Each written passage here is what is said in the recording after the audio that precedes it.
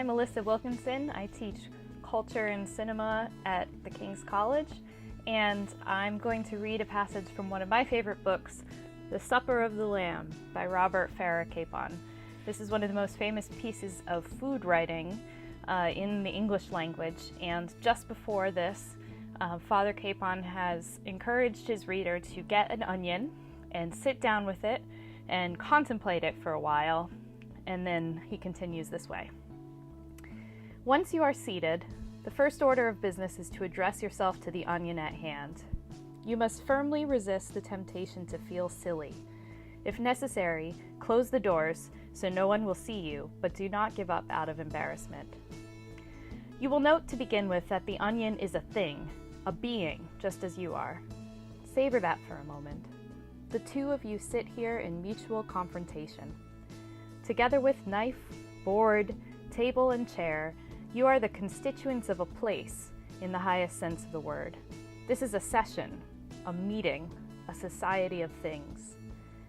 You have, you see, already discovered something. The uniqueness, the placiness of places derives not from abstractions like location, but from confrontations like man-onion.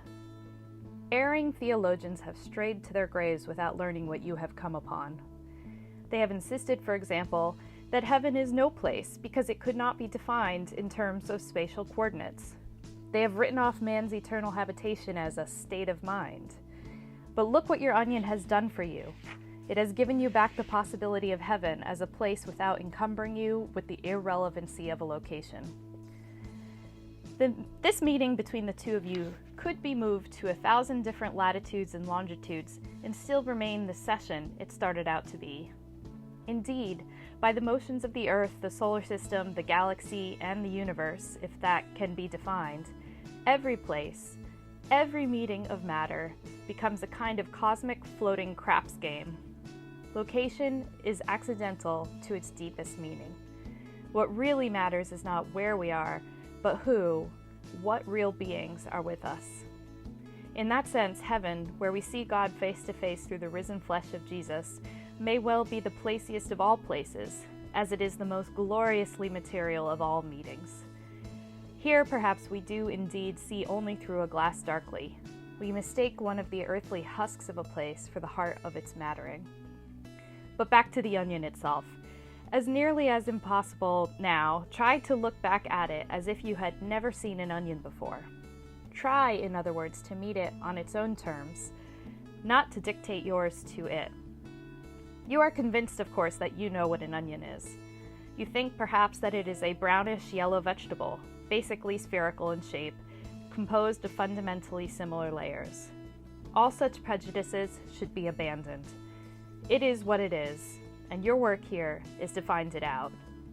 For a start, therefore, notice that your onion has two ends, a lower, now marked only by the blackish-gray spot from which the root filaments descended into the earth, and an upper, which terminates, unless your onions are over the hill or have begun to sprout because you store them under a leaky sink trap, in a withered peak of onion paper.